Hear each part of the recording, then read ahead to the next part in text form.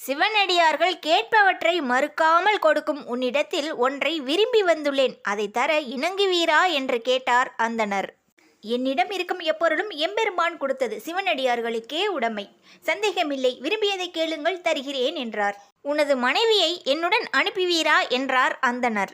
அதை கேட்டு நாயனார் எந்த ஒரு சலனமும் இல்லாமல், என்னிடம் இருக்கும் பொருளையே கேட்டீர், அது என்னுடைய புண்ணிய பயன் என்று சொல்லி வீட்டிற்குள் சென்று கற்பிற் சிறந்த மனைவியை அழைத்து, பெண்ணே, இன்று முதல் நான் உன்னை அவருக்கு தந்தேன், அவருடன் செல் என்று சொல்கிறார். இதை கேட்டு மனம் கலங்கிய மனைவி சிறிது நேரத்தில் தெளிந்து, என் ஆருயிர் தலைவரே, நீங்கள் இடும் கட்டளை இதுவாயின் அதை செய்வதை தவிர எனக்கு வேறொரு உரிமை இல்லை என்று, அப்படியே செய்கிறேன் என்று சொல்லி கணவரின் காலில் விழுந்து வணங்கிவிட்டு அந்தணரை வந்து இருவரும் வணங்கினர்.